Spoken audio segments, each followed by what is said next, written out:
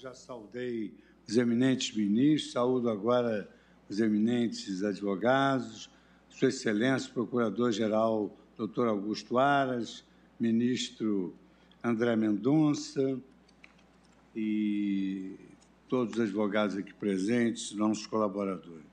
Vamos dar início à abertura da 9ª sessão ordinária do plenário do Supremo Tribunal Federal, na data de hoje, 7 de abril de 2021. Iniciaremos pela leitura da ata da sessão anterior. Ata da 8ª sessão extraordinária do plenário do Supremo Tribunal Federal, realizada por videoconferência em 25 de março de 2021. Presidência do senhor ministro Luiz Fux. Presentes à sessão os senhores ministros Marco Aurélio, Gilmar Mendes, Ricardo Lewandowski, Carmen Lúcia, Dias Toffoli, Rosa Weber, Roberto Barroso, Edson Fachin, Alexandre de Moraes e Nunes Marques. Vice-Procurador-Geral da República, Dr. Humberto Jaques de Medeiros. Abriu-se a sessão às 14h23, sendo lida e aprovada a ata da sessão anterior. Não havendo nenhuma observação, considero aprovada a ata. Senhores ministros, recebi do Tribunal Superior Eleitoral um ofício cujo tema versa sobre a vaga de ministro efetivo na classe de jurista. Sua Excelência, o ministro Luiz Roberto Barroso, presidente do Tribunal Superior Eleitoral, ele remeteu o ofício com os seguintes dizeres: tendo em vista o disposto no inciso 2º do artigo 119, combinado com o parágrafo 2º do artigo 121, ambos da Constituição Federal, comunico a Vossa Excelência que o ministro Sérgio Silveira Banhos completará o primeiro biênio como membro efetivo neste tribunal. Então, nós já disponibilizamos o link para a votação virtual. Como essa votação virtual é extremamente célere, eu vou aguardar 1 minuto e, posteriormente, eu vou também divulgar o resultado. Seguirá uma lista tríplice para a Presidência da República.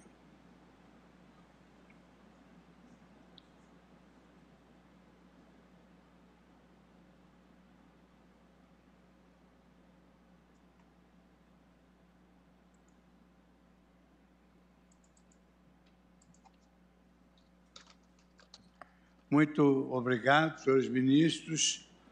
Então, os nomes que serão encaminhados serão Sérgio Silveira Banhos, atual membro efetivo, Carlos Bastide Horbach, atual membro suplente, e Carlos Mário da Silva Veloso Filho, atual membro suplente.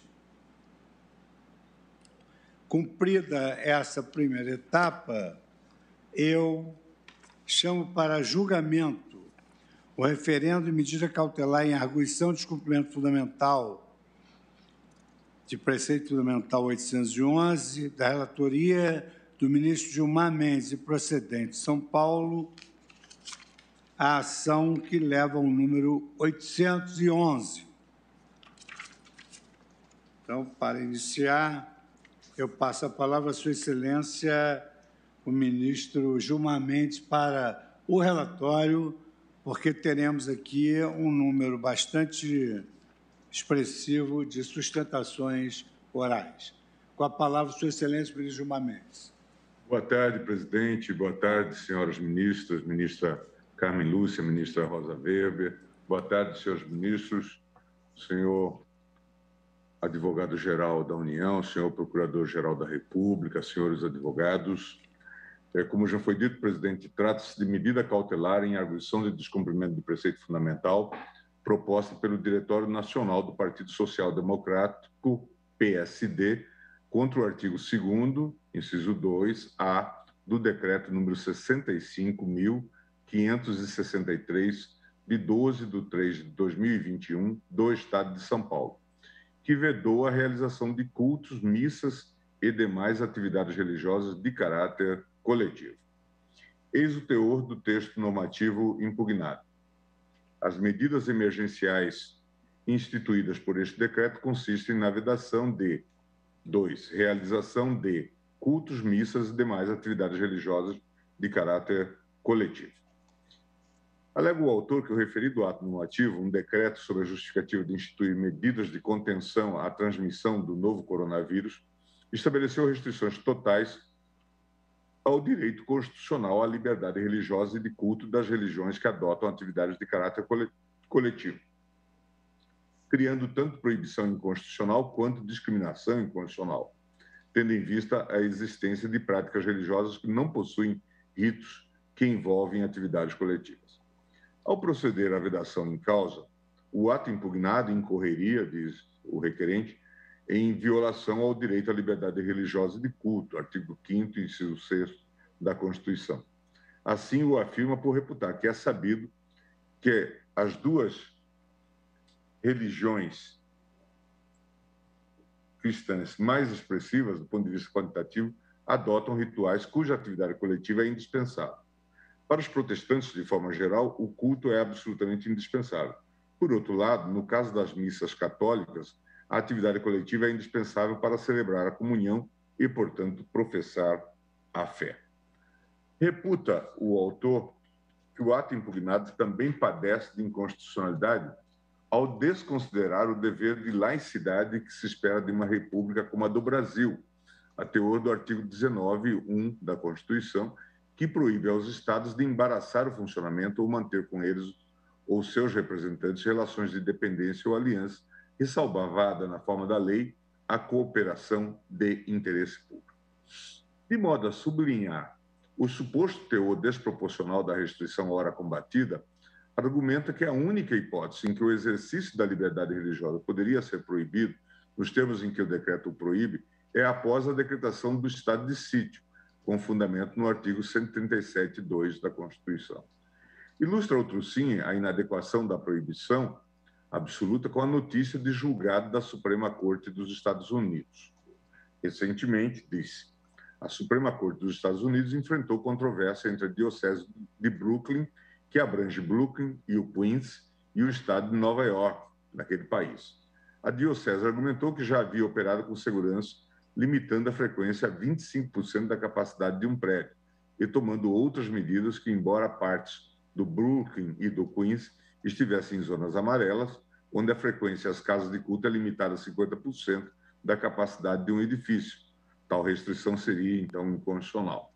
Revertendo decisões dos juízes e tribunais locais, a Suprema Corte decidiu, em apertada síntese, que as limitações impostas pelo governador de Nova York, restringindo reuniões religiosas, eram inconstitucionais por violarem a liberdade religiosa.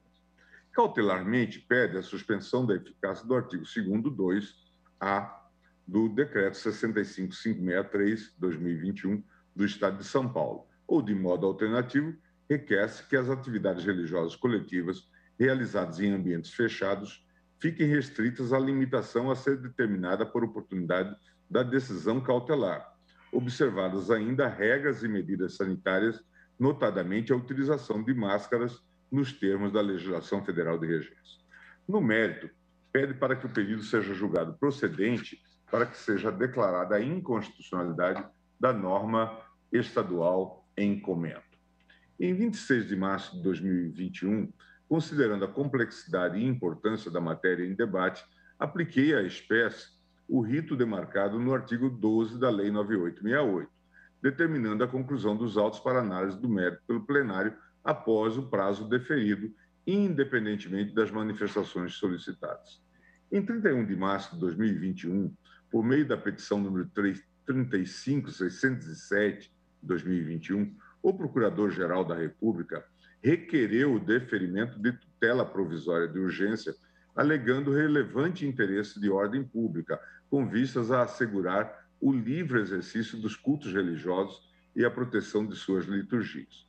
Solicitou o deferimento de medida cautelar para suspender a eficácia do artigo 2º, 2A, do Decreto 65563/2021 do Estado de São Paulo, ou, alternativamente, que as atividades religiosas coletivas realizadas em ambientes fechados ficassem restritas à limitação a ser determinada por oportunidade da decisão cautelar, observadas ainda regras e medidas sanitárias, notadamente a utilização de máscaras nos termos da legislação federal de regimes.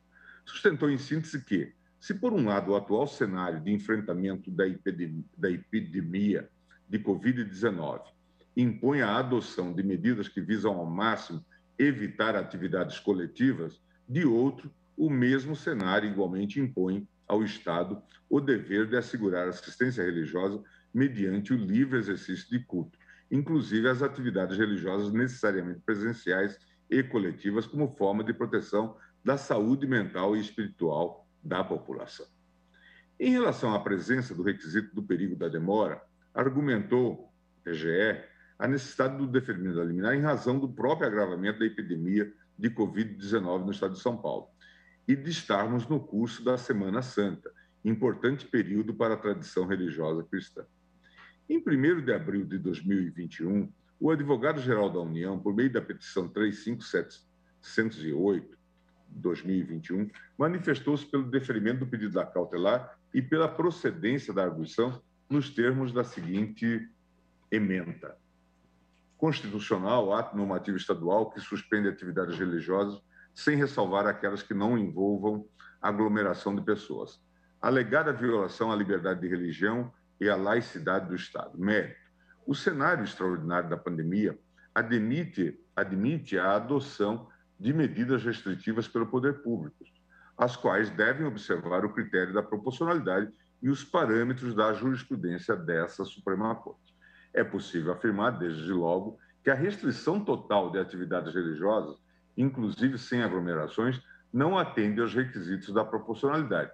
Excessivo impacto sobre o direito à liberdade de religião, sem que demonstrada a correlação de fundamentação técnica apropriada e com respeito às competências privativas de outros entes. Caso essas condições de legitimidade sejam descumpridas, deve prevalecer a regência geral estabelecida nas normas federais sobre o tema. Manifestação pelo deferimento do pedido de cautelar e pela procedência da arguição. A sucessão de petições atravessadas nos autos me levou a examinar o pedido de medida cautelar formulado na inicial.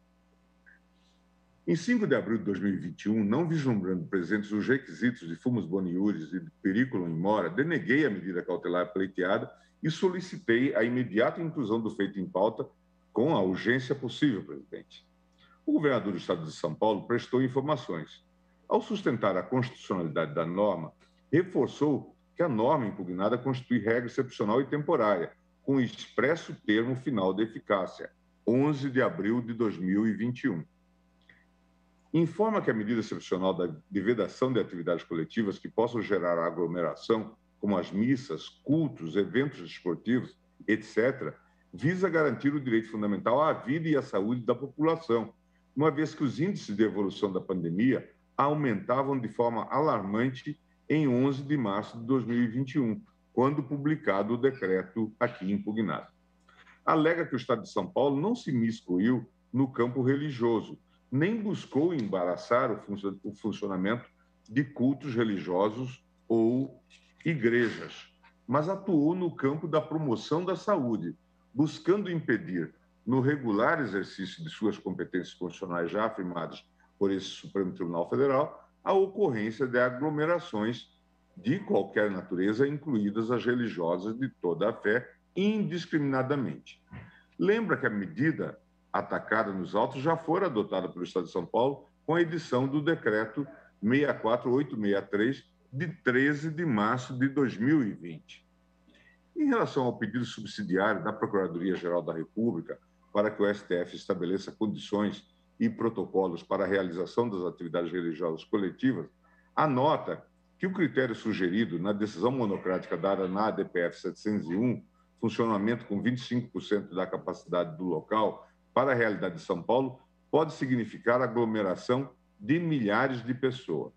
A título de exemplo, observa que a cidade mundial, Igreja Mundial do Poder de Deus na cidade de Guarulhos, possui capacidade para reunir 100 mil pessoas. O Santuário Nacional de Nossa Senhora Aparecida, na cidade de Aparecida, tem capacidade para 75 mil pessoas. O Templo Glória de Deus, Igreja Pentecostal Deus é Amor, na cidade de São Paulo, 60 mil pessoas. No Templo de Salomão, Igreja Universal do Reino de Deus, na cidade de São Paulo, cabem 10 mil pessoas. A Catedral da Sé, na capital, comporta 8 mil pessoas sentadas.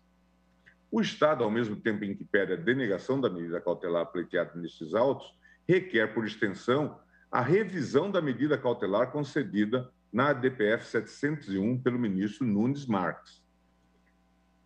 Por meio da petição 36155 de 2021, o procurador-geral alega a prevenção do ministro Nunes Marques, relator da DPF 701, para análise da presente ADPF.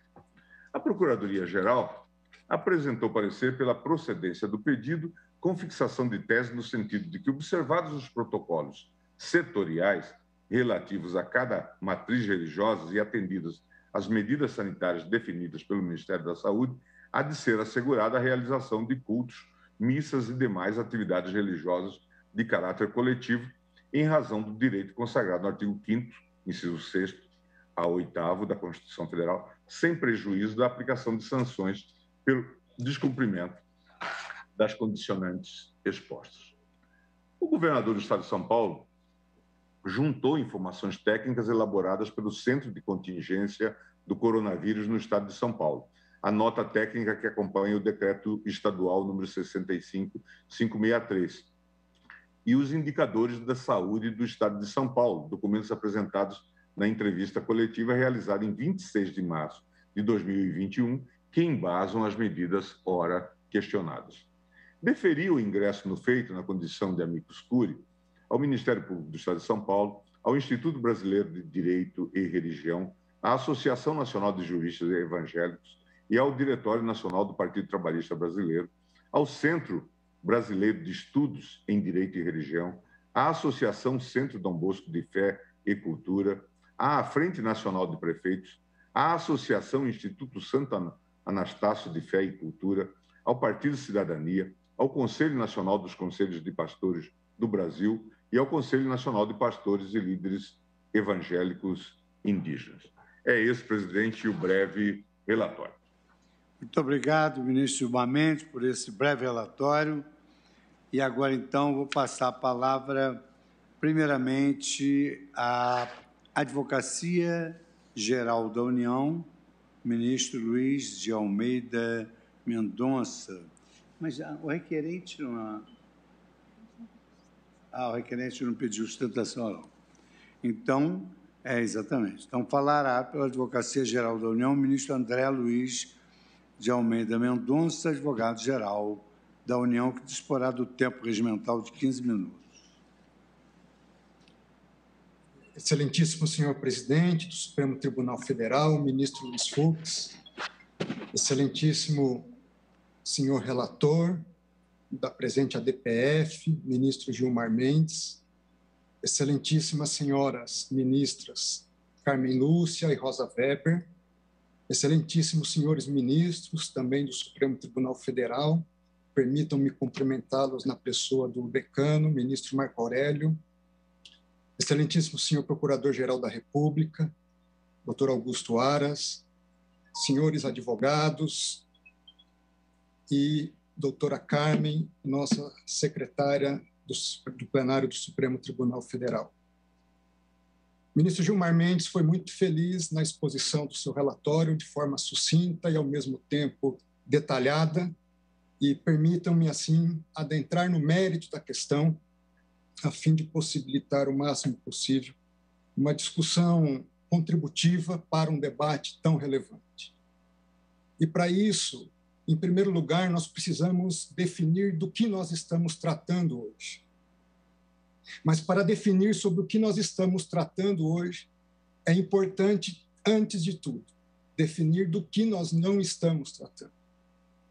Nós não estamos tratando de um debate entre vida e morte.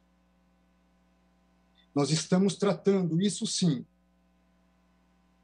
de uma perspectiva onde todo cristão se presume defender a vida incondicionalmente, onde todo cristão sabe e reconhece os riscos e perigos desta doença terrível, e onde todo cristão sabe que precisa tomar, sim, cuidados e cautelas diante desta enfermidade.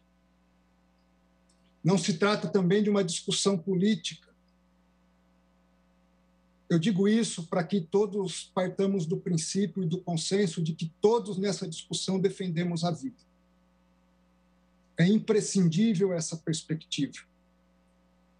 E isso é importante porque, em uma sociedade tão tensa como a que nós vivemos hoje, parece que pensar diferente de nós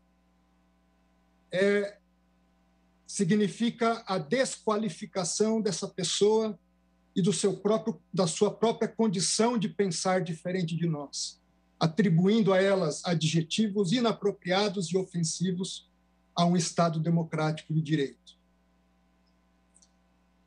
Se é assim, do que nós estamos tratando?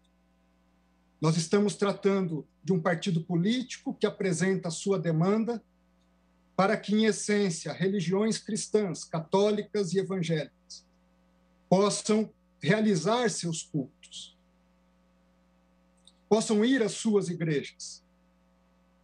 Mas, dentro desse contexto, é importante fazer, e eu faço como registro histórico, o que significa para o cristão a igreja.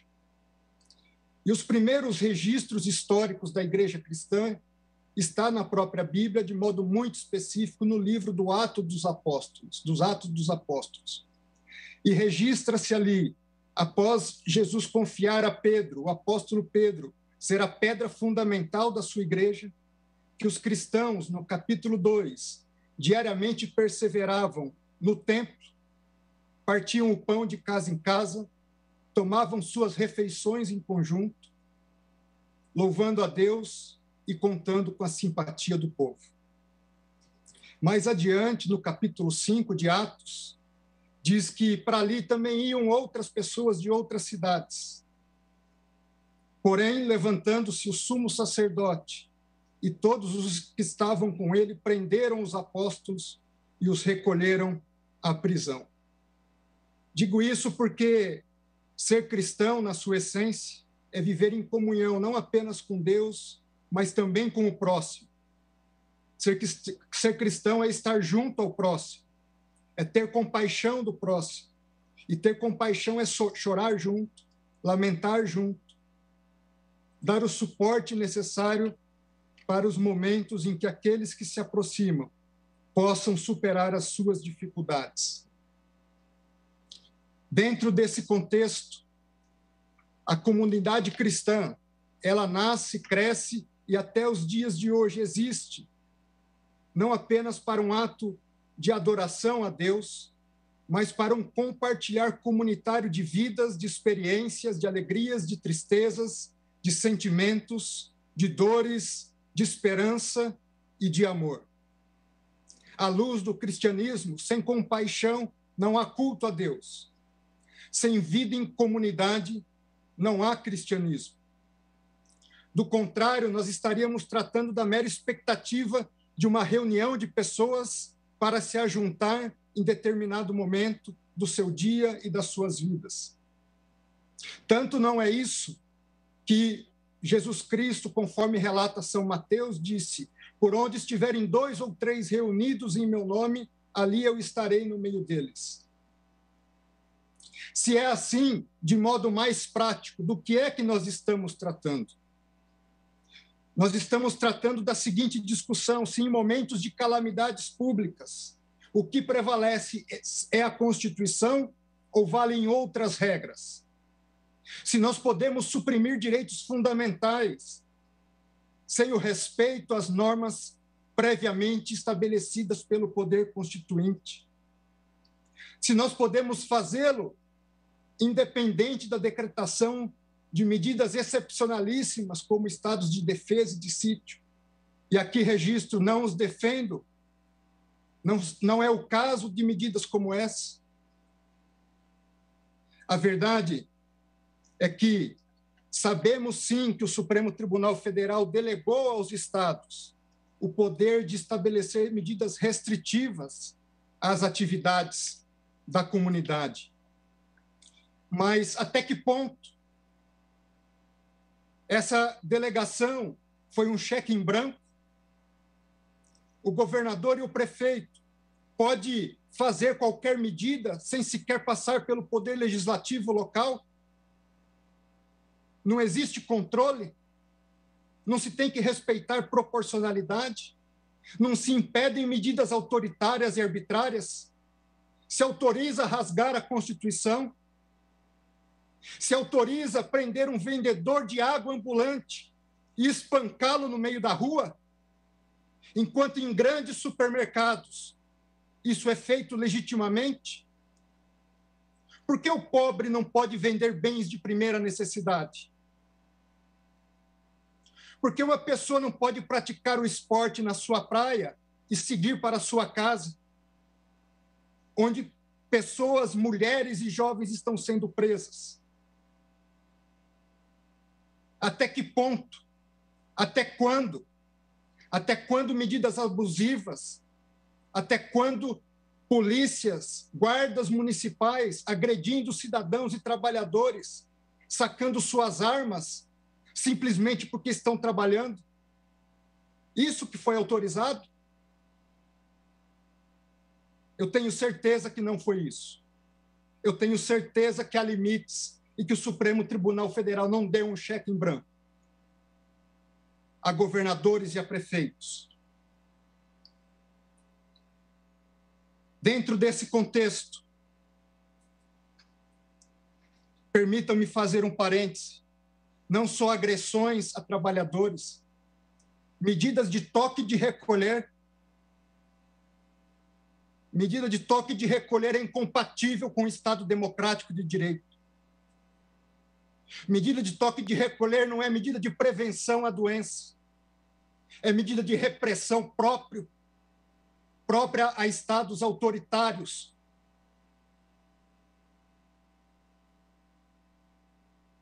Falemos um pouco de injustiça para tentar encontrar a justiça. Tanto é injusto fechar-se templos e atividades religiosas, que a Suprema Corte dos Estados Unidos, em 2 precedentes, disse isso ser inconstitucional. Um deles citado brilhantemente pelo ministro Gilmar Mendes. E o segundo que trata de medidas adotadas pelo Estado da Califórnia, onde disse a Suprema Corte dos Estados Unidos, em um dos seus votos, há 4 razões alegadas pelo Estado para proibir os atos religiosos. Em primeiro lugar, a alta interação entre pessoas. Segundo, proximidade física. Terceiro, permanência em períodos longos no mesmo local. Quarto, haver atividades de canto religioso.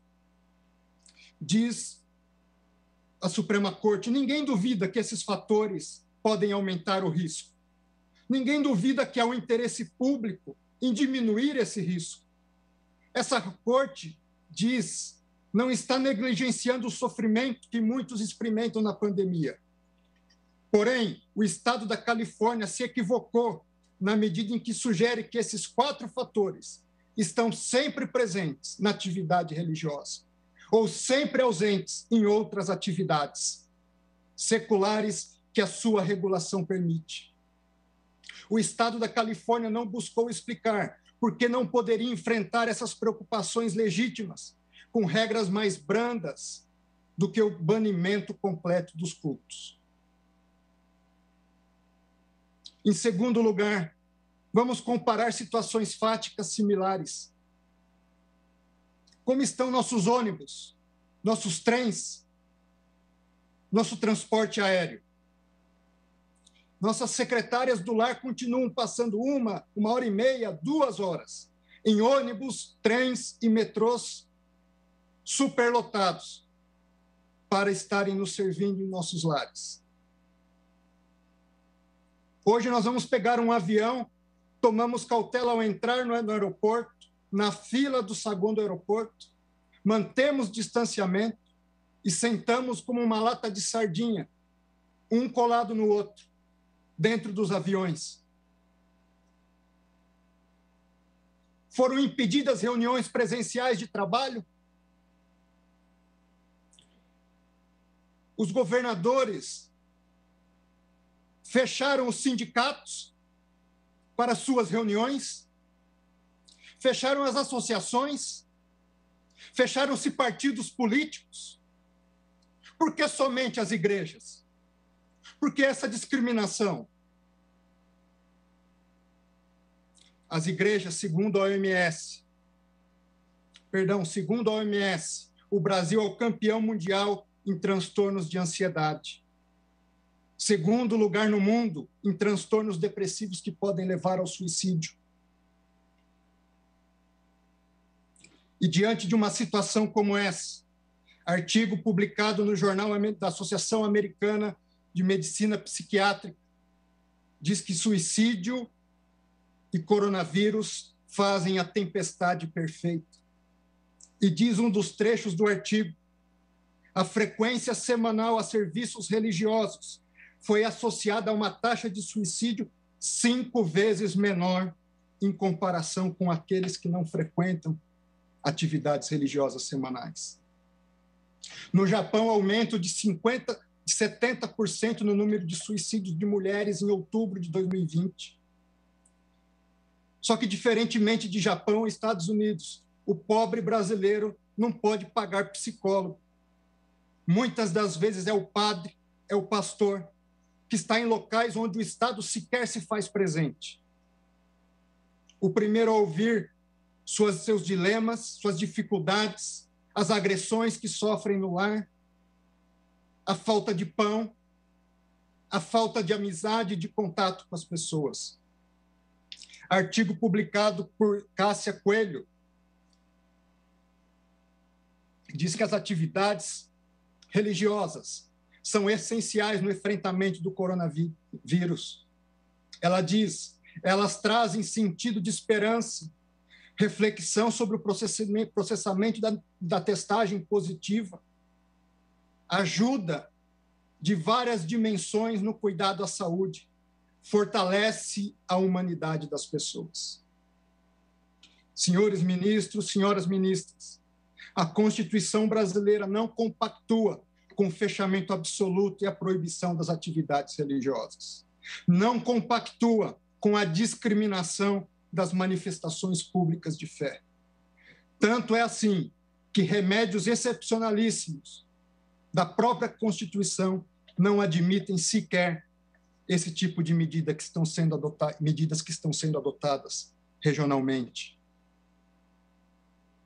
Não há cristianismo, e aqui eu concluo, sem vida comunitária.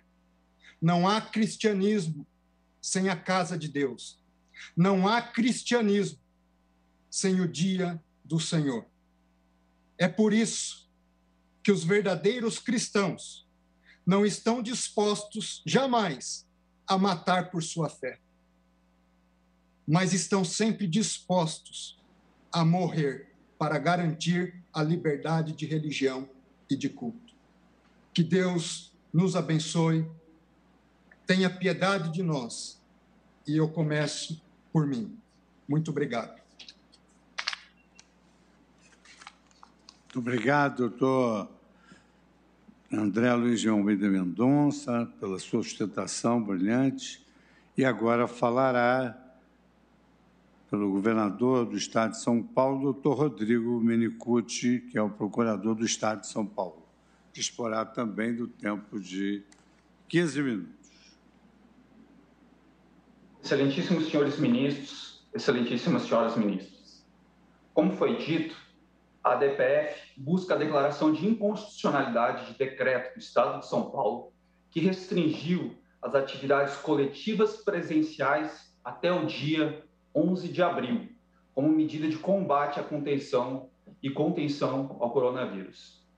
Entre essas atividades estão as atividades coletivas religiosas, que o autor busca afastar do espectro normativo do decreto.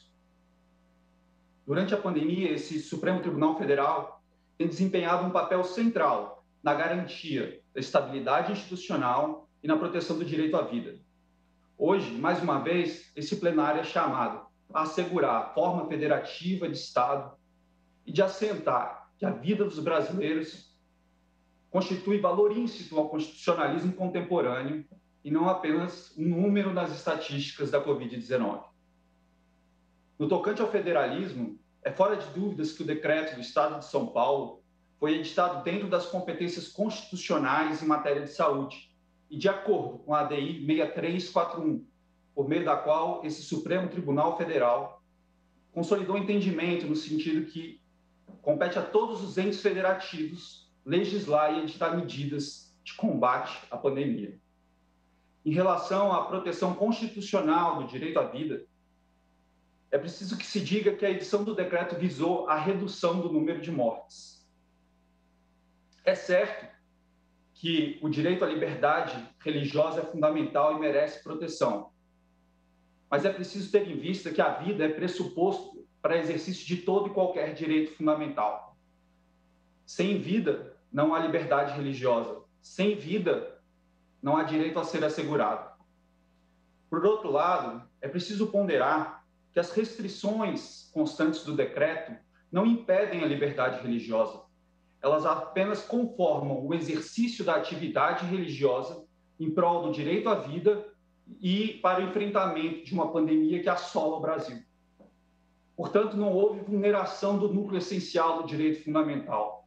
É plenamente possível a realização de cultos por meio de rádio, de televisão e de internet, inclusive com alcance maior de pessoas, dada a ausência de limitações de ordem física e geográfica. A pandemia impôs adaptações em diversas esferas da vida, também ligadas à dignidade da pessoa humana, nas relações de trabalho, nas relações de ensino e até no seio do núcleo familiar. Todos nós tivemos de nos adaptar para que no exercício cívico em prol da sociedade salvássemos vidas. Esse mesmo raciocínio deve ser aplicado às atividades religiosas.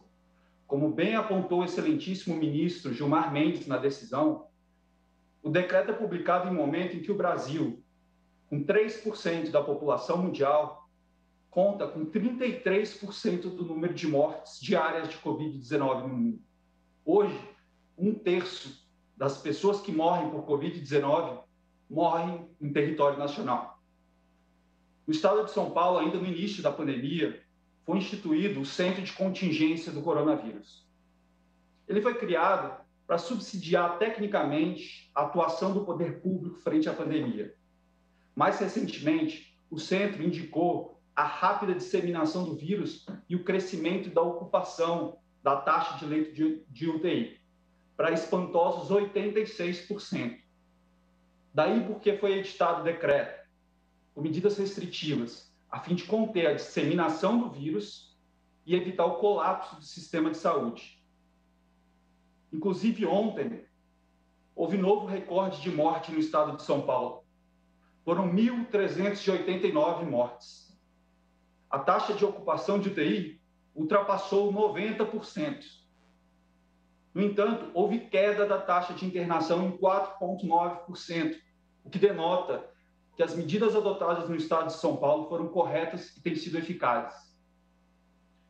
Verifica-se por tudo que foi dito que a medida restritiva ela é excepcional, temporária e foi justificada tecnicamente e, portanto, vai ao encontro do postulado da proporcionalidade. Ela é adequada na medida em que apta a evitar a aglomeração. É necessária, já que, diante da escassez de vacinas hoje no Brasil, não resta ao poder público outra alternativa para evitar a disseminação do vírus, senão o afastamento e o distanciamento social. E, por fim, a medida é proporcional em sentido estrito, na medida em que se trata de medida excepcional, temporária, justificada e que apenas restringe o exercício da atividade religiosa, sem vulnerar o núcleo essencial do direito fundamental. Por todo exposto, espera-se que esse plenário do Supremo Tribunal Federal referende a decisão do excelentíssimo ministro Gilmar Mendes em prol do direito à vida, em prol da federação. Muito obrigado pela atenção. Rodrigo Menicucci, procurador do Estado de São Paulo. Agora temos 7 amici curiae admitidos pelo relator. cada um disporá do tempo regimental de 5 minutos.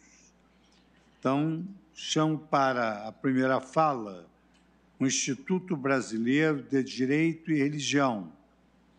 Assumindo a tribuna, doutor Tiago Rafael Vieira, que disporá do tempo regimental de 5 minutos.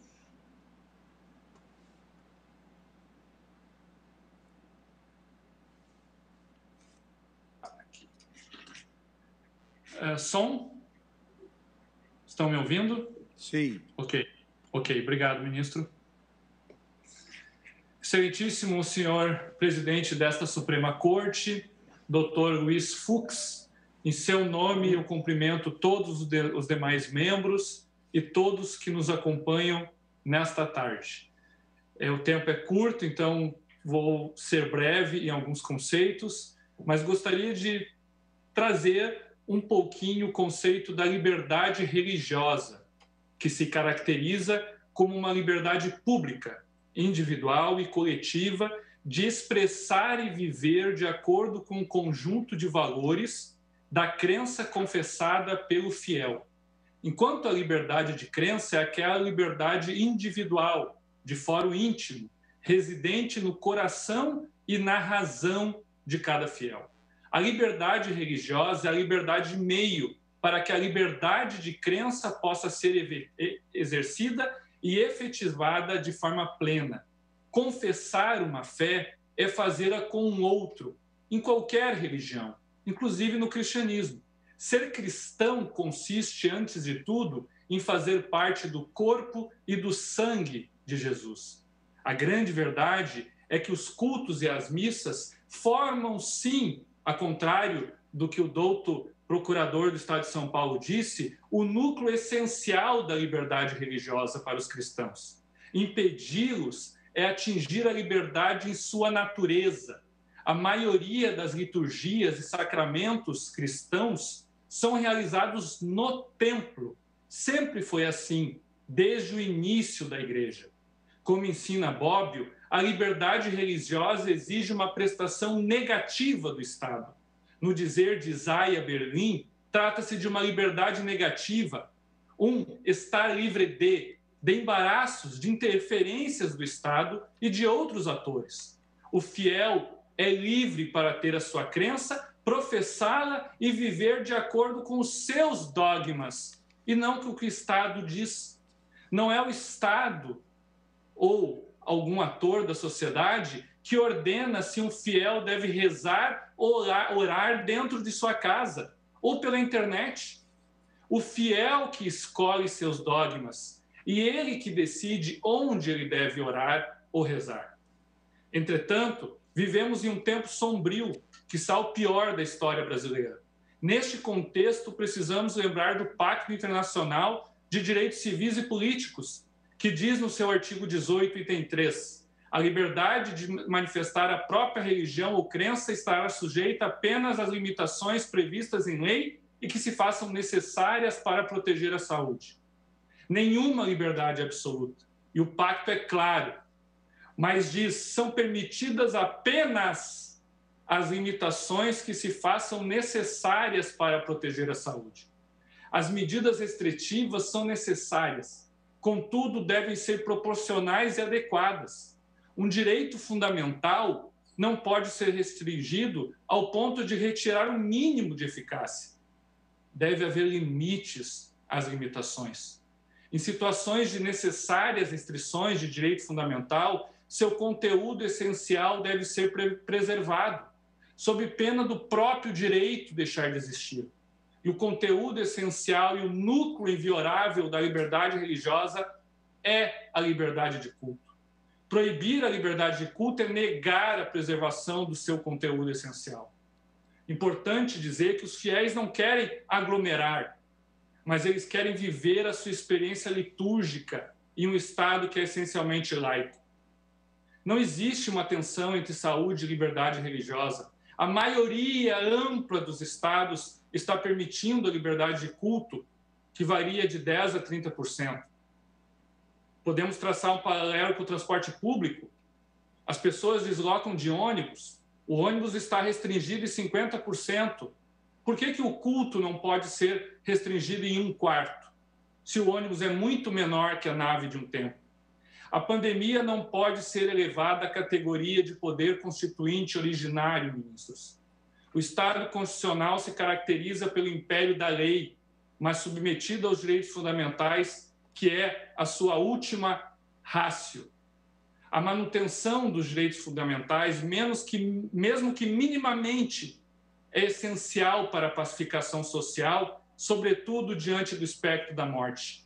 Para terminar, lembremos que as Supremas Cortes dos Estados Unidos, da França, da Suíça, da Escócia, do Chile, já decidiram que a liberdade de culto não pode ser proibida. Termino citando Agostinho de Hipona, abre aspas, fizeste-nos para ti, inquieto está o nosso coração, enquanto não repousa em ti. Ministros, muito obrigado. Agradeço, doutor Tiago Rafael Vieira. E agora falará pelo Amicus Curiae, Associação Nacional de Juristas Evangélicos, ANAJURE, doutor Uziel Santana dos Santos, que também disporá do tempo regimental de 5 minutos. Senhor presidente, ministro Luiz Fux, em nome de quem saúdo a todos os demais excelentíssimos senhores e senhoras ministros e demais autoridades aqui presentes, os colegas advogados, também aos serventuários que fazem essa sessão ser transmitida para todo o país. A Constituição Federal é clara quanto à inviolabilidade da liberdade de consciência e de crença, a qual compreende o livre exercício dos cultos religiosos e a proteção aos locais de culto e suas liturgias. Além disso, nos termos do artigo 19, inciso 1 da Constituição, veda-se aos entes federativos estabelecer cultos religiosos ou igrejas, subvencioná-los e embaraçar-lhes o funcionamento, ou manter com ele ou seus representantes relações de dependência ou aliança, ressalvada a colaboração na forma da lei. Essa DPF 811, em que uma norma do Estado de São Paulo está em discussão, ela é importante nesse contexto do nosso país. Essa Suprema Corte tem, em vários momentos, se pronunciado sobre a liberdade religiosa e estabelecido a importância da reafirmação, não apenas como um discurso, mas através de manifestos, atos, liturgias do exercício da liberdade religiosa. Interessante notar que o Estado de São Paulo, durante todo o ano 2020, emitiu 3 decretos específicos sobre atividades religiosas e em nenhum momento ali onde a pandemia era desconhecida, estabeleceu-se a proibição completa, não só restrição, mas a proibição completa da atividade religiosa. Ao contrário, recomendou-se às igrejas em todo o país, em todo o Estado. E, nesse sentido, as igrejas cooperaram com o Estado de São Paulo. Muda-se o cenário, o Estado de São Paulo teve a oportunidade de aumentar os seus leitos de UTI, como fez, criar novas medidas, mas somente em 2021, em março, é que não só restrições, mas uma verdadeira vedação completa. Os colegas já mencionaram aqui que a Suprema Corte americana, que a Suprema Corte da Escócia, da França, do Chile, se pronunciaram recentemente sobre o direito de liberdade religiosa. E eu queria mencionar especificamente um ponto da decisão da Suprema Corte Escocesa, onde o juiz diz que não cabe a eles ou aos demandados ditar aos requerentes ou à parte adicional que, doravante ou mesmo durante a pandemia, a adoração seja conduzida online. Esta pode ser uma alternativa à adoração, mas não é adoração. No máximo, para os requerentes, na linguagem moderna, é uma adoração light. Do mesmo modo, o Conselho de Estado francês diz claramente que a liberdade de culto tem o caráter de uma liberdade fundamental e diz que isso comporta également parmi ses composés essentiels le droit de participer collectivement ou seja, o direito que as pessoas têm de participar coletivamente, porque a adoração ela é comunitária. A ANAJURE, desde o ano passado, criou um observatório para receber de todo o país denúncias sobre flagrantes violações a liberdades civis fundamentais, em especial a liberdade religiosa. Isso consta nos autos. Recebemos mais de 60 denúncias, decretos estaduais e municipais sem nenhum limite, em que se previa, inclusive, que a administração da comunhão pudesse ser na forma como o decreto estabeleceu. Nunca vimos isso na história do nosso país, o Estado tentar determinar como a Santa Ceia deve ser realizada. Nós esperamos, Supremo Tribunal Federal, excelentíssimos senhores ministros, que a resposta do Supremo Tribunal para essas denúncias, para esses casos, seja uma resposta que contemple, sim, o direito à saúde e às questões sanitárias, mas também a liberdade religiosa. Como bem disse, certa feita neste plenário, a nossa querida ministra Carmen Lúcia, o Estado se separa da religião, mas o ser humano não se separa da sua fé. A liberdade religiosa é o primeiro direito humano fundamental. E nesse tempo de pandemia, as igrejas são absolutamente essenciais, como disse a OMS, em reiteradas manifestações desde a década de 90, para que as pessoas possam ser acolhidas. E as restrições, elas são bem-vindas, como disse a Suprema Corte do Chile, mas a proibição total viola flagrantemente a Constituição e os tratados internacionais dos quais o nosso país é signatário. Muito obrigado. Muito obrigado, doutor Ziel Santana dos Santos, da Associação Nacional de Juristas Evangélicos. Falará agora pelo amicus curiae, Diretório Nacional do Partido Trabalhista Brasileiro, PTB, o doutor Luiz Gustavo Pereira da Cunha, também disporá do tempo regimental de 5 minutos. Boa tarde a todos. Excelentíssimo ministro presidente Luiz Fux, excelentíssimo ministro relator Gilmar Mendes, excelentíssimos ministros e ministras, Procuradora-Geral da República, advogado-geral da União, demais colegas advogados e todos que nos assistem. A presente ação trata da defesa de uma das liberdades mais elementares do ser humano, qual seja a liberdade religiosa, protegida pelo artigo 5º, inciso 6º da Constituição Cidadã. A gravidade da situação pela qual estamos passando exige cuidados não só com a saúde física, mas também com a saúde mental e espiritual.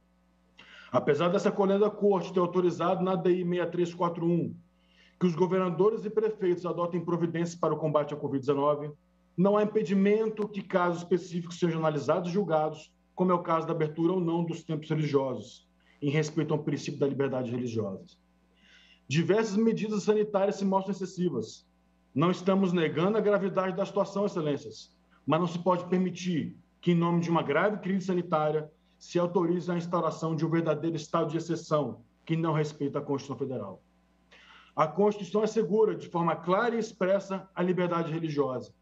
A assistência espiritual é essencial, tanto no enfrentamento da pandemia, como no enfrentamento das consequências da pandemia. Uma vez respeitados os protocolos sanitários, os templos religiosos devem ter autorização para funcionar. Em tempos sombrios, as instituições religiosas se mostram como um refúgio, acolhendo as pessoas e nutrindo esperança por dias melhores. Há uma diferença entre proibir a realização de culto presencial e restringir a presença do público com a imposição de medidas sanitárias. A proibição total se mostra excessiva e desproporcional. Nem em caso de decretação de estado de sítio há proibição de cultos. Sobre os abusos estatais, interessante citar a carta de Paulo a Efésios, onde abro aspas. Tornem-se cada vez mais fortes, vivendo unidos com o Senhor e recebendo a força do seu grande poder. Vistam-se com toda a armadura que Deus dá a vocês, para ficarem firmes contra a armadilha do diabo. Pois nós não estamos lutando contra os seres humanos, mas contra as forças espirituais do mal que vivem nas alturas, isto é, os governos, as autoridades e os poderes que dominam completamente esse mundo obscuro, onde fecho aspas. As atividades religiosas são um pilar do Estado brasileiro, chegam onde o Estado não chega. O acolhimento espiritual oferecido pelas instituições religiosas em um momento como o presente é essencial. Ainda, as atividades filantrópicas desenvolvidas pelas instituições religiosas complementam os esforços do Estado e da sociedade no combate à pandemia e as suas graves consequências. Os templos religiosos são o último refúgio da alma em tempos de tristeza e incerteza. É preciso assegurar meios para que as pessoas cuidem também de sua espiritualidade. Houve um aumento expressivo no índice de doenças como a depressão e suicídios. E mais, muitas pessoas buscam nos templos religiosos como um último abrigo, uma última esperança. Muitas pessoas encontram nas instituições religiosas o que não encontram em suas casas ou na comunidade. Enquanto familiar, Excelência, nosso querido, amado, está no hospital, que faz um excelente trabalho nesse momento, seus familiares estão nas igrejas orando e clamando pela intercessão divina. Não se iludam, Excelências, pois o último braço amigo não é o Estado, o último braço amigo é a Igreja. Pergunto a Vossas Excelências, quem vai cuidar dos usuários de droga, das pessoas depressivas, de quem sente frio, de quem sente fome? Não é o Estado, mas sim as igrejas que exercem esse papel fundamental. Nem em tempos de guerra fecharam as igrejas. Fechamento de igrejas é ato típico de países totalitários, como Coreia do Norte e China, que as perseguem. Querem criar, em nome de uma crise sanitária, verdadeiras igrejas subterrâneas, clandestinas, que não se iludam, a casa do Senhor nunca fecha. E já finalizando, Excelências, para aqueles que hoje votarão pelo fechamento da casa do Senhor, cito Lucas 23, versículo 34, onde abro aspas. Então ele ergueu seus olhos para o céu e disse, Pai, perdoa-lhes, pois eles não sabem o que fazem. Fecho aspas. Isto posto, requer o Partido Trabalhista Brasileiro que todas as igrejas e templos religiosos sejam autorizados a permanecer abertos durante o período da pandemia. Obrigado e boa tarde. Chamo agora para ocupar a tribuna, agradecendo o doutor Luiz Gustavo Pereira da Cunha. Chamo agora para ocupar a tribuna pela Associação Centro Dom Bosco de Fé e Cultura, doutor Taiguara Fernandes de Souza, que também disporá do tempo regimental de 5 minutos para a sua sustentação. Excelentíssimo senhor presidente, excelentíssimo senhor relator, excelentíssimos senhores ministros, senhoras ministras, a liberdade religiosa não é exercível apenas em privado, mas também no espaço público. Essa frase não é minha, essa frase não é de nenhum dos Amiti Curia, que aqui defendeu a liberdade da Igreja, essa frase é do acórdão da ADI 2566, redigido pelo ministro Edson Fachin, item 3, vedação ao discurso proselitista em serviço de rádio comunitária. Esse acórdão diz exatamente isso. A ministra Rosa Weber, convergindo com o ministro Edson Fachin, afirmou que a liberdade compreende uma dimensão interior, que é a consciência religiosa, e uma dimensão exterior, a prática, que inclui a prática de rituais. Então, onde está a vulneração ao núcleo essencial da religião? A vulneração ao núcleo essencial da religião está em o Estado dizer que um culto público pode ser tranquilamente substituído por um culto virtual. Isso é juízo doutrinário. Essa matéria, ela, apesar de ser tratada aqui pela primeira vez, mas ela já foi tratada em 5 outras cortes constitucionais, 3 casos nos Estados Unidos, 2 casos na França, 2 casos na Suíça, 1 caso na Escócia, 1 caso no Chile. 9 precedentes, não se pode dizer que se trata de matéria isolada. Em todos esses 3 precedentes que apresentei a Vossas Excelências enviando memorial e também na nossa petição de manifestação, todos os 9 precedentes repetem 3 argumentos. Primeiro, a inviabilidade do Estado emitir juízo doutrinário sobre o valor do culto presencial, dizendo que ele pode ser tranquilamente substituído pelo culto online. Vossas Excelências talvez lembrem-se de algum momento em que foram batizar os filhos, os netos, em que fizeram catecismo para a primeira comunhão e sabem que a Eucaristia não se faz por fibra óptica, que batismo não é realizado com água filmada na TV. Batismo é feito com água real e a Eucaristia depende da matéria do pão e do vinho. Para os católicos, isso é inegociável. Não existe sacramento virtual. Essas cortes internacionais frisaram isso. Mas, segundo motivo, violação evidente da consciência, porque isso obriga o fiel a adotar uma prática externa que não é o preceito de sua religião. substituir o culto presencial por uma transmissão online é obrigar o fiel a ir contra o preceito de sua religião, a exemplo, por exemplo, de aceitar sacramento virtual, que não existe na religião católica. Por fim, a desproporcionalidade de tratar de forma diferenciada atividades seculares em espaços fechados, como supermercados, aeroportos, ônibus, e atividades religiosas em espaços fechados também. Rigorosamente, elas se exercem pelos mesmos meios materiais, então podem estar submetidas às mesmas medidas sanitárias. Na Escócia, se realizou o teste de inteligência da medida pelo Lord Braid, que diz que sim, o valor é importante, a defesa da saúde, nenhuma igreja discorda disso, mas a medida sacrifica inteiramente outro direito, quando pode adotar intervenções menos gravosas. Isso é um precedente do último dia 24 de março. Na França, se disse que existe um caráter desproporcional no objetivo de saúde pública, sacrificando a liberdade do culto presencial. Na Suíça, se disse que o caso coloca um problema grave de proporcionalidade. Nos Estados Unidos, a questão evoluiu, inclusive havendo mudança de voto do Chief Justice John Roberts, do caso decidido da Arquidiocese do Brooklyn em 2020, para o caso atual de fevereiro, South Bay versus Newsom. O Chief Justice mudou o seu voto da proibição para a liberação, ficando, então, o caso decidido por 6-3, não apenas 5-4.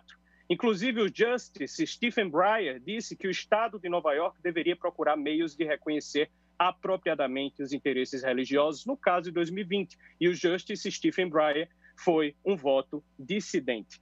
Então, Excelências, não existe como a liberdade religiosa não ser exercida sem a sua permissão pública, presencial e física.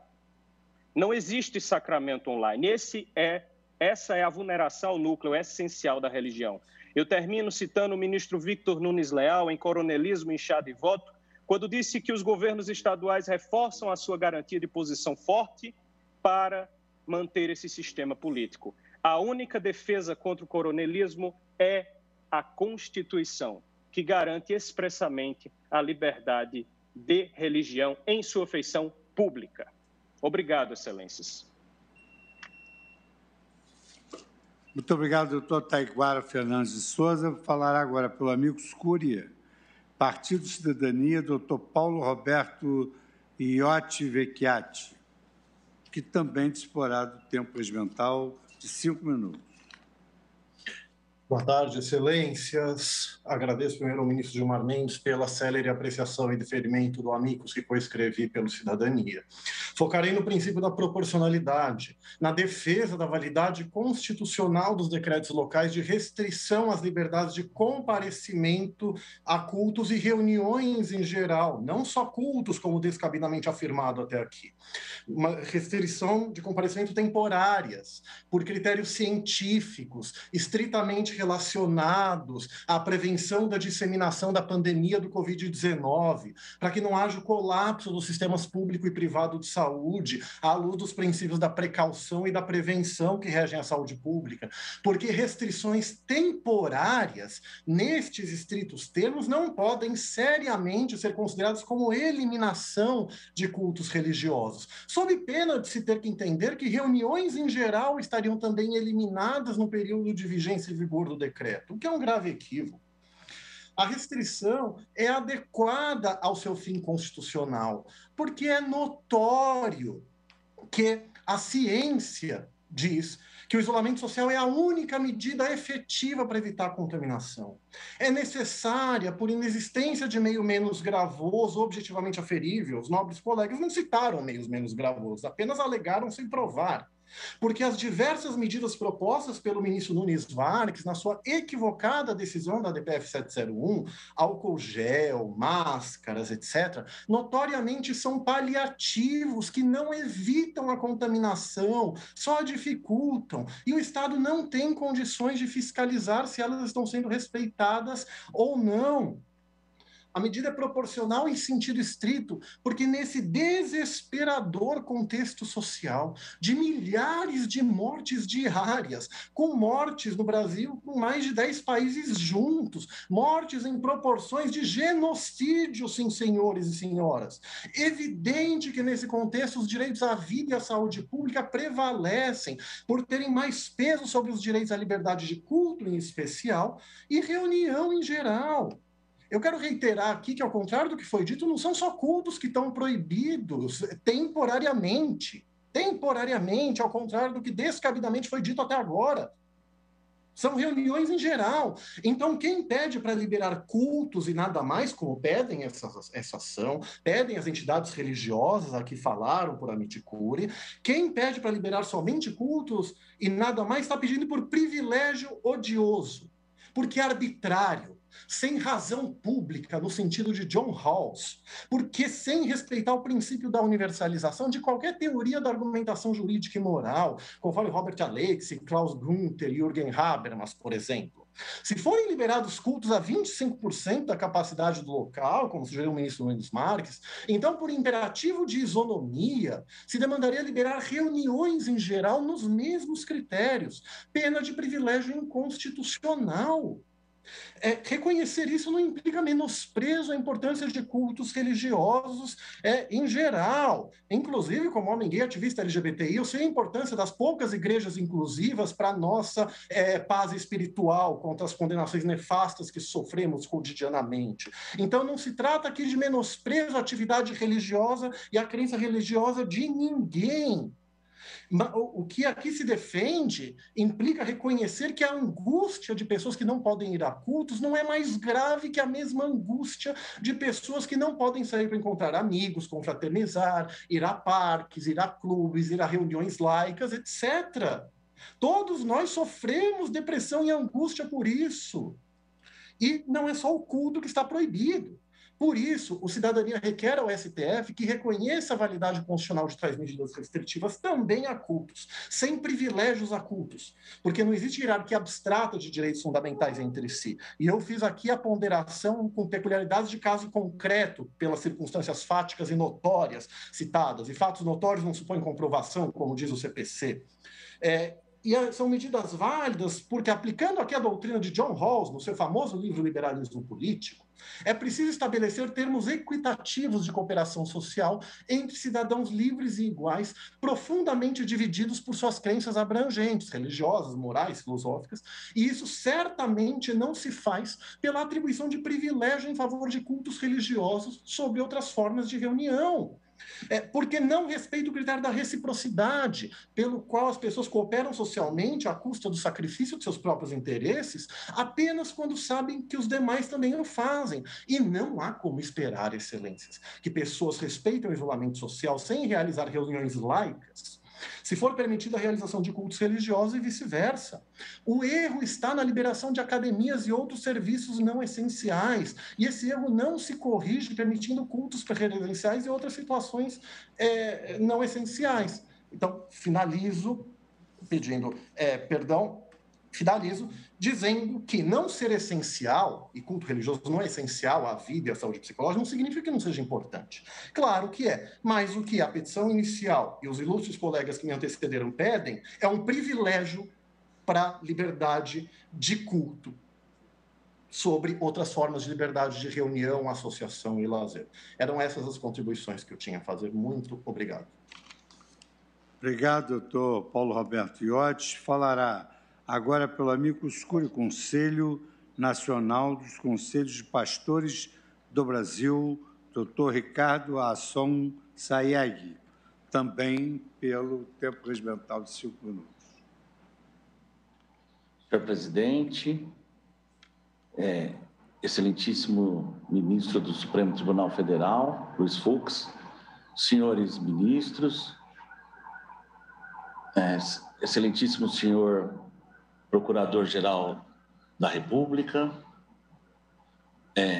excelentíssimos colegas advogados, gostaria de cumprimentar a todos na pessoa do ministro Cássio Nunes, que muito ponderadamente e abençoado por toda essa comunidade que sente na necessidade do culto o esteio para o combate a esse mal gravíssimo que assola o nosso país e a humanidade, teve a sensibilidade de reconhecer o perigo e mora num sábado que antecede o domingo de Páscoa e permitir que esse culto, que simboliza a vitória da vida sobre a morte, fosse realizado. Eminente ministro, na linha de todos os grandes ministros dessa corte, o senhor felizmente a ocupa e tem se revelado digno da sua investidura. Essa é a posição do Conselho Nacional dos Conselhos dos Pastores do Brasil.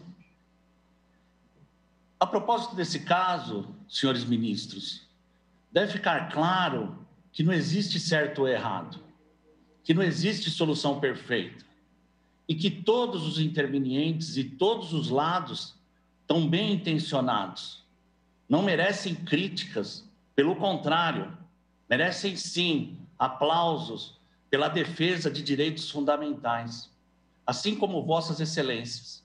Seja qual for a solução alcançada, certamente o Brasil saberá que essa solução foi tomada, não a perfeita, mas a melhor possível, se pensando no povo do nosso país. Essa corte merece todos os aplausos, todas as homenagens. E, nesse sentido, quero destacar a vossas excelências que a defesa da liberdade de culto, nessa perspectiva da pandemia da Covid-19, não é simplesmente um privilégio de reunião ou de associação. Pelo contrário, não obstante o respeito às opiniões diversas. A reunião, notadamente para os cristãos, que são a esmagadora maioria da população brasileira, é elemento essencial. E aqui eu quero destacar a vossas excelências que subscrevo todas as falas que me antecederam no sentido de garantir essa liberdade, notadamente do ministro André Mendonça, não é? Uma fala brilhante, secundada por outras tão grandiosas manifestações. Há que se perceber que existe o poder da egrégora, e a egrégora é a força espiritual formada a partir de um conjunto de energia e sentimento, de energias e sentimentos de um grupo de pessoas. E aí se hospeda o prejuízo que vulnera o núcleo fundamental da liberdade à fé. Não se trata de liberdade de reunião, mas se trata de defesa da vida e de combate da morte. Porque o Estado nada pode, o Estado se mostrou ineficiente, o Estado se mostrou inoperante e a medicina se mostrou inoperante. A nossa infraestrutura se mostrou inoperante. Não se tem qualquer certeza, até hoje se discute a cloroquina. Não se sabe absolutamente nada, não se sabe quais serão as reações da própria vacina. Os laboratórios e a indústria farmacêutica se negam a assinar termos de responsabilidade. O que se tem é aquilo que sobra, e aquilo que sobra é a fé. E nessa perspectiva, a fé na egrégora, na força coletiva da reunião, seja cristã, seja não cristã, com caráter religioso, que remete à elevação de uma força superior, aquela que os homens não puderam prover, porque de fato aqui não podem. Essa fé não pode ser subtraída, essa fé não pode ser mitigada, essa fé não pode ser solapada. As pessoas não vão à igreja nesses momentos para simplesmente se reunir ou manter um convívio social. Elas vão lá para combater a morte, e é nesse ponto de instrumento claro de combate à morte que se hospeda o direito à participação e à formação dessa força espiritual da egrégora, que não pode ser subtraída nem mitigada. Nessa medida, subscrevendo todas as manifestações nesse sentido e homenageando particularmente o nobríssimo ministro Cássio Nunes, nós solicitamos que seja liberado, de acordo com as suas próprias ponderações proporcionais, essa liberdade para se garantir a força da egrégora. Muito obrigado, senhores ministros. Muito obrigado a todos. Muito obrigado, doutor Asson Sayeg. Falará pelo amicus curiae Conselho Nacional de Pastores e Líderes Evangélicos Indígenas, doutor Walter de Paula Silva. Excelentíssimo senhor ministro Luiz Fux, presidente dessa egrégia corte, excelentíssimo ministro relator Gilmar Mendes, a quem nós devemos honrar as nossas homenagens por causa da excepcional agilidade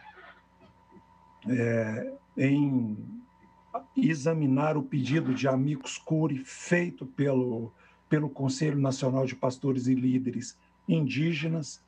Eu cumprimento os demais ministros, na pessoa da ministra Rosa Weber, ilustre vice-presidente, procurador Augusto Aras, procurador-geral da República, colegas advogados, ilustres colegas advogados. Em primeiro lugar, eu quero destacar que os inimigos da liberdade, eles se unem. E eles vêm aqui unidos, não é? Sempre as mesmas pessoas, sustentar contra a liberdade de expressão, a liberdade de culto. Mas eu quero dizer para aqueles que se reúnem contra a liberdade, os senhores não vencerão, porque a igreja ela não se curva a nenhum tipo de repressão. A igreja é, de fato, maior do que a reunião. Mas nós não podemos, neste momento, discriminar as instituições religiosas, determinando o seu fechamento. Especialmente esses lugares que são usados para prestar culto. Acolhem pessoas. E eles têm um caráter transcendental. Não se pode restringir, e eu tenho certeza que essa não foi a vontade dessa Suprema Corte. Não se pode restringir direito fundamental. Direitos fundamentais de forma a inviabilizar o exercício de alguns direitos. Não estou falando apenas do direito de culto, mas o abuso desse tipo de restrição tem gerado um desequilíbrio que chama a atenção da população. O que nós percebemos que trabalhadores honestos têm sido perseguidos, que pessoas que respeitam a vida têm restringido o direito fundamental, que precisa de ser reconhecido por esta corte. Nós estamos vivendo um momento de dificuldade, mas a restrição de direitos fundamentais não se pode. Nós não podemos delegar isso ao livre arbítrio e à medida livre dos governadores e dos prefeitos. Nós precisamos em tempos de dificuldade, garantir esses direitos. Eu quero dizer que a liberdade se dá pela garantia dos direitos, que já foram, inclusive, reconhecidos pelo ordenamento jurídico internacional e nacional. Mas se uma militância houver contra o povo de Deus, a liberdade, então, não virá pelo reconhecimento livre desse direito, mas pelo juízo. E nós lembramos do que aconteceu na Páscoa dos judeus. O juízo veio porque alguns se sentiam, de fato, superiores ao reconhecimento daquilo que as pessoas tinham, que era a liberdade. Mas esse sentido também é o sentido cristão e máximo, que foi conquistado com o sangue do Senhor Jesus. Nesse sentido, é a nossa palavra, que seja reconhecido também o direito aos cultos, respeitadas todas as medidas sanitárias, como outras associações e outros tipos de reunião têm acontecido no nosso país. Essa é a minha palavra. Obrigado, doutor Walter de Paula Silva. Falará pelo último amicus curiae admitido, a Associação Instituto Santo Anastácio de Fé e Cultura, através da palavra do doutor Caian Acácio da Silva, que também disporá do tempo regimental de 5 minutos.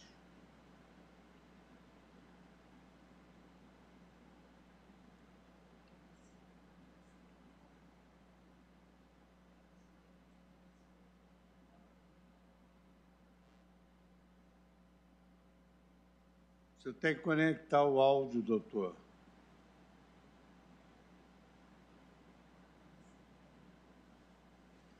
Olá, estão me ouvindo? Estou. Então, excelentíssimo senhor presidente do STF, Luiz Fux, cumprimentando o senhor, estendo os cumprimentos aos demais ministros dessa corte, cumprimento aos demais advogados e representantes da sociedade que fizeram suas sustentações. Eu, como representante do Instituto Santo Atanásio de Fé e Cultura, venho fazer uma defesa não apenas religiosa, né? Não estamos diante de um tribunal religioso, mas um tribunal de leis, um tribunal constitucional.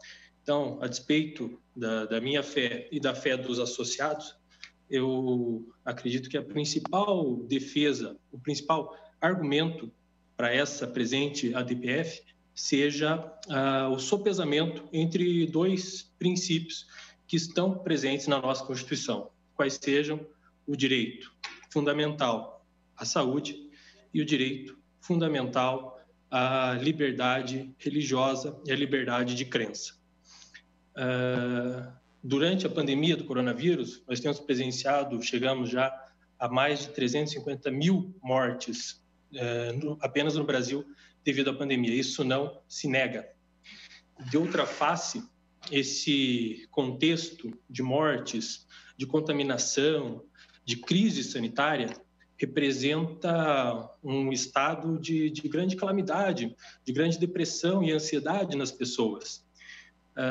Tem vários estudos da própria FGV, da própria Fiocruz, determinando, né, constatando o aumento, o acréscimo de pessoas com depressão na sociedade. Aproximadamente 50% das pessoas já se sentiram com depressão durante a pandemia. Muitas também, mais da metade, sempre ou muitas vezes se sentiram ansiosas durante a pandemia.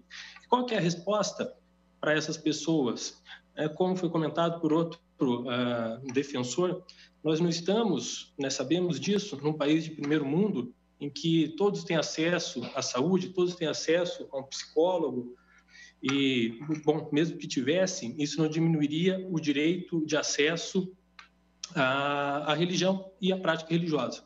Porém, no Brasil, não se pode afastar que grande parte do conforto, do apoio espiritual vem das igrejas, né, dos templos, né, de Umbanda, enfim, de todas as religiões, espírita, cristãs, teístas, enfim, prestam um relevante apoio nesse ponto. Então, isso, senhores, não pode ser afastado das decisões que os senhores tomarão em breve.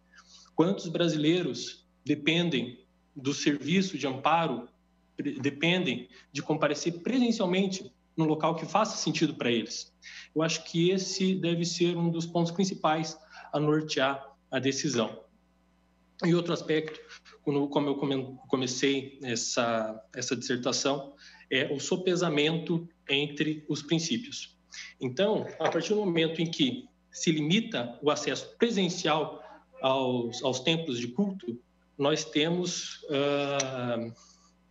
simplesmente a aniquilação do princípio pelo qual as pessoas podem exercer livremente a sua crença. Como que se dá isso? Ora, no Império, o Estado brasileiro tinha apenas uma religião oficial, qual seja a própria religião católica. Porém, as pessoas tinham a sua liberdade de crença, nunca foi tolhida. As pessoas podiam ser judias, podiam ser espíritas, mas qual que era a diferença? Elas não podiam frequentar livremente, não poderiam erguer, né, seus templos livremente. Com a República, isso foi transformado. As pessoas podem exercer publicamente a sua fé. Com isso, eu quero dizer, a liberdade de crença não se limita à capacidade que as pessoas têm de acreditar dentro das suas casas em Deus, de praticar dentro das suas casas a prática religiosa.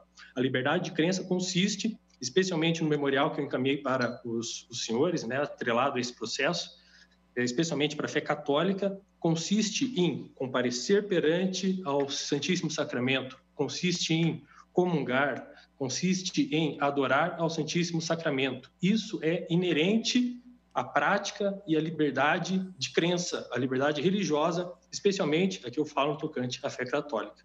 Senhores, era o que eu tinha a expor. Agradeço pela oportunidade, tanto ao relator quanto ao senhor presidente ministro Luiz Fux.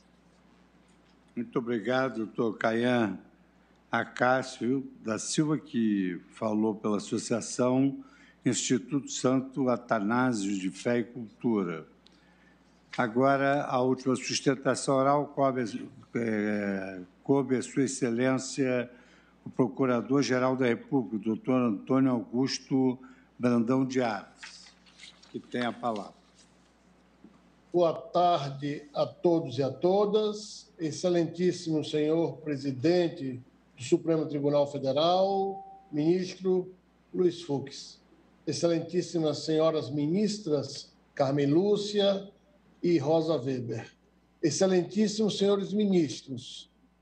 E cumprimento especialmente o ministro Gilmar Mendes, que é o relator desta ADPF, que cuida de relevante tema histórico e que integra o núcleo duro do processo civilizatório, do nosso processo civilizatório. Cumprimento o ministro André Mendonça, advogado-geral da União, e aos senhores advogados que atuam como Amit Curia, assim como a todos os servidores e servidores dessa egrégia corte. A presente arguição de descumprimento de preceito fundamental proposta pelo Partido Social Democrático impugna o artigo 2º, inciso 2, alineado do decreto 65.563, de 12 de março de 2021, do Estado de São Paulo, que, visando a instituir medidas de contenção à transmissão do coronavírus, vedou a realização de cultos, missas e demais atividades religiosas de caráter coletivo.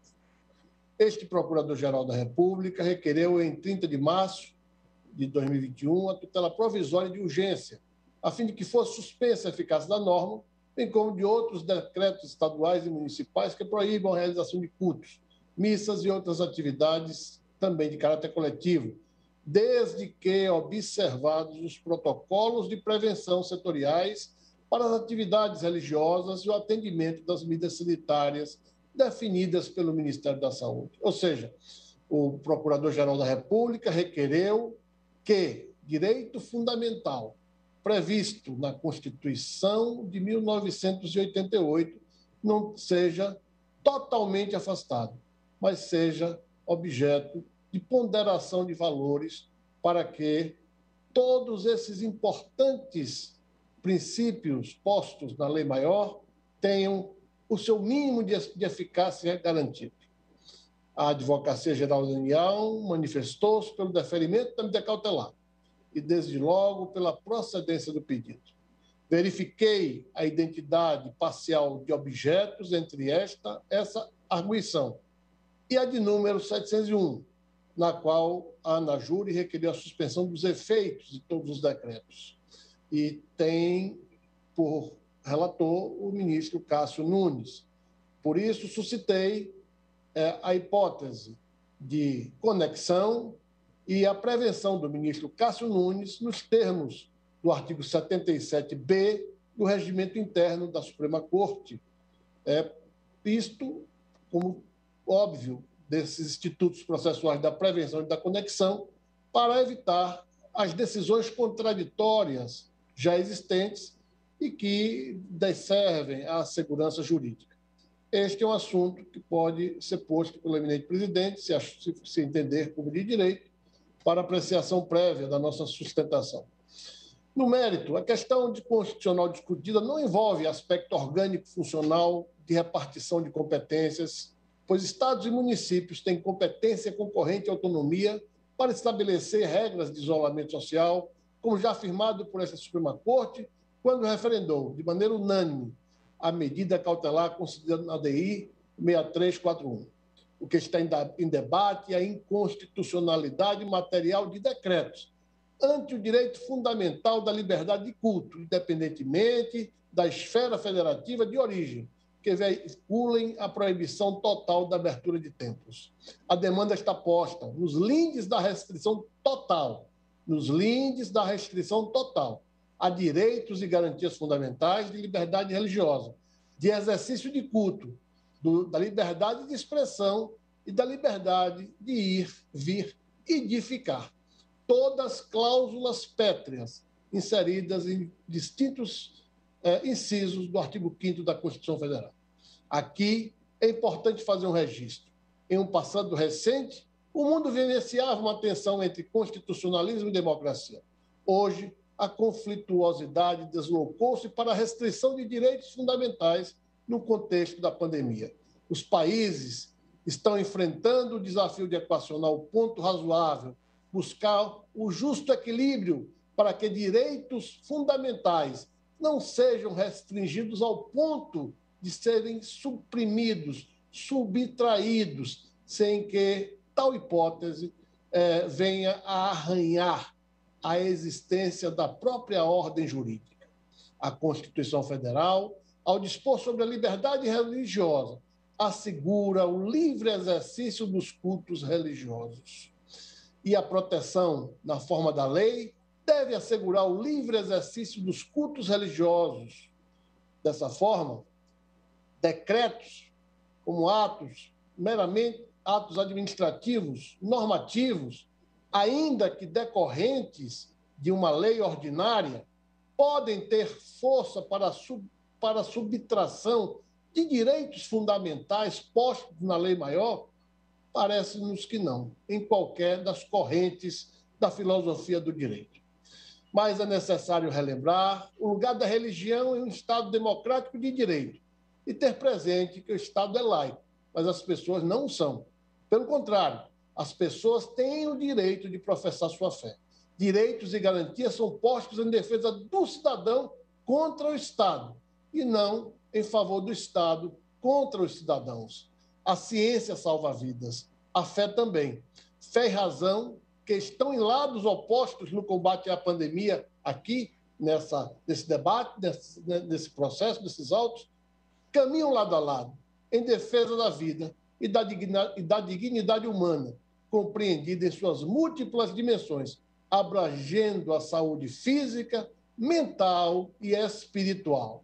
Não há oposição entre fé e razão, como assim já demonstraram e defendem os epistemólogos contemporâneos, onde a ciência não explica, a fé traz a justificativa que lhe é inerente. Inversamente, onde a fé explica, também onde a ciência explica, a fé também traz o seu contributo.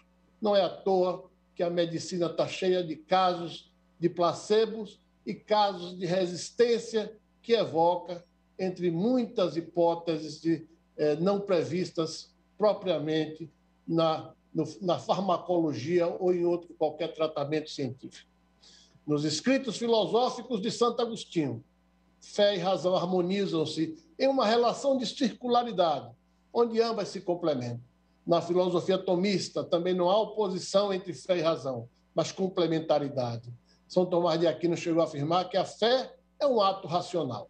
Em tempos mais recentes, Dworkin, na obra Religião Sem Deus, pontuou que as grandes religiões monoteístas, aquelas ditas dos livros, possuem dois elementos comuns, a ciência e um elemento de valor. Habermas e o cardeal Ratzinger, que depois veio a ser denominado como Papa Bento XVI, confrontaram suas ideias em um encontro realizado em 2004 em Munique, no qual se originou a obra Dialética da Secularização. Sobre razão e religião, ambos dialogaram sobre as bases morais pré-políticas de um Estado liberal e sobre a fundamentação de uma sociedade voltada para a dignidade da pessoa humana. É nisso, senhoras e senhores, é isso, senhoras ministras, senhores ministros, que nós estamos cuidando. A dignidade da pessoa humana na sua dimensão mental, emocional, espiritual, da fé. Para Habermas, o último fundamento só pode ser a razão prática de um pensamento secular pós-metafísico, e para o cardeal Ratzinger, Papa Bento XVI, trata-se da realidade do ser humano como criatura sob a perspectiva do Criador. Os interlocutores adotaram bases distintas, mas houve consenso quanto à afirmação da dignidade humana. O diálogo entre esses dois grandes pensadores não opôs fé e razão. Demonstrou que ambas se complementam. Quando se trata de buscar a afirmação da dignidade humana, fé e razão podem até trilhar caminhos diversos, divergindo quanto aos meios, mas convergindo quanto aos fins. A promoção da dignidade humana.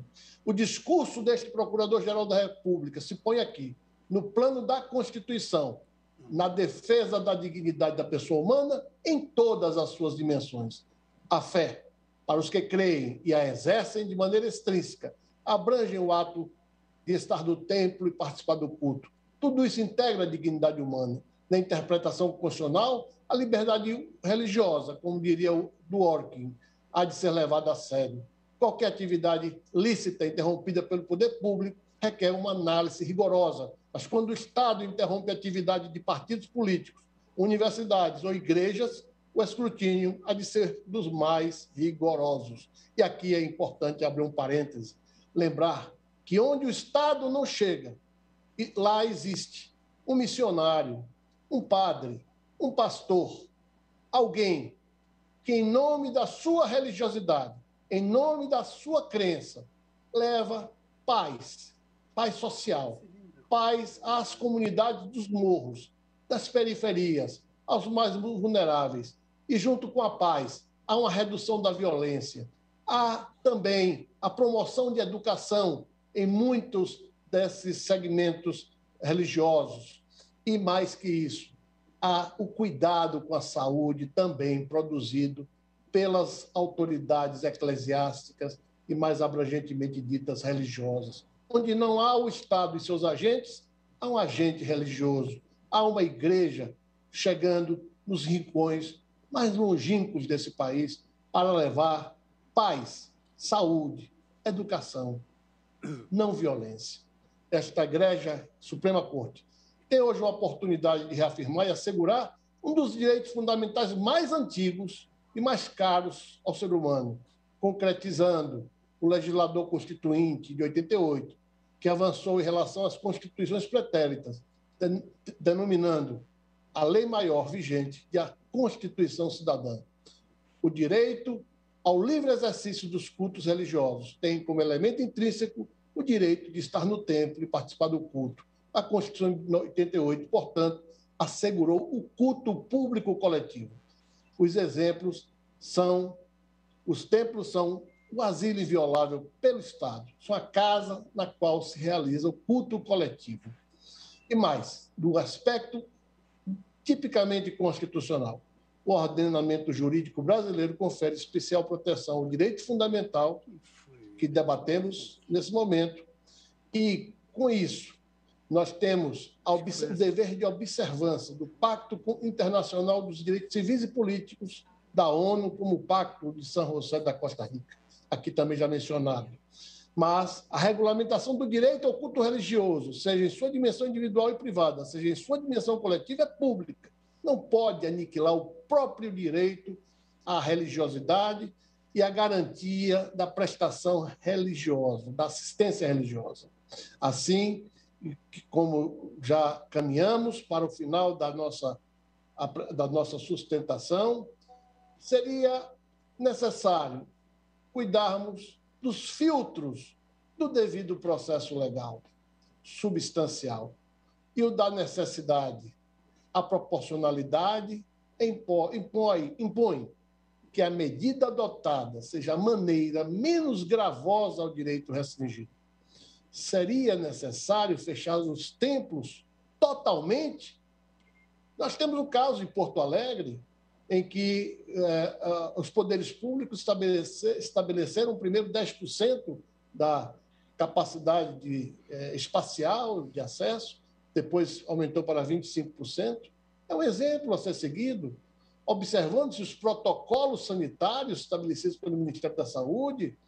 Quer dizer, nós temos meios para ponderar valores, nós temos as condições de fazer com que a adequação se opere juntamente com a razoabilidade e a proporcionalidade em sentido estrito, de maneira que nós não tenhamos a dificuldade amanhã de termos direitos fundamentais assegurados em cláusulas pétreas do artigo 5º, alterados, seja pela lei federal que trata do enfrentamento da pandemia, seja por decretos de municípios ou de estados ou mesmo da União, de forma absoluta, sem que os sagrados interesses e a defesa de valores do nosso processo civilizatório estejam resguardados não somente por esta Suprema Corte, como lhe é peculiar, mas também pelo Ministério Público, que tem atribuições de guardião do Estado democrático de direito. Muito obrigado, senhoras ministras, senhores ministros, pela atenção. Muito obrigado. As palavras de Sua Excelência, o Procurador-Geral da República. Como nós tivemos a oportunidade de observar, nós estamos aqui no campo de uma causa extremamente sensível sobre o plano filosófico e sobre o plano constitucional. Malgrado todas as sustentações orais tenham merecido o nosso recolhimento, a nossa deferência, é preciso, no entanto, em nome da Corte, repugnar, movido por um sentimento ético e de serenidade, a fala de um dos advogados que dirigiu-se ao final à Corte, invocando a declaração de Jesus em Lucas 23, 24, perdoai-os, Senhor, eles não sabem o que fazem. Essa misericórdia divina, ela é solicitada aos destinatários que se omitem diante dos males. E o Supremo Tribunal Federal, ao revés, não se omitiu. Foi pronto e célere numa demanda que se iniciou há poucos dias atrás. Essa é uma matéria que nos impõe uma escolha trágica e que nós temos responsabilidade suficiente para enfrentá-la. Nossa missão de juízes constitucionais, além de guardar a Constituição, é de lutar pela vida e pela esperança. E foi com essa prontidão que a Corte se revelou, na medida em que estamos vigilantes na defesa da humanidade. De sorte que, com toda a ética e serenidade, eu repugno essa invocação graciosa da lição de Jesus. Em razão do adiantar da hora, declaro suspensa a sessão pelo tempo regimental.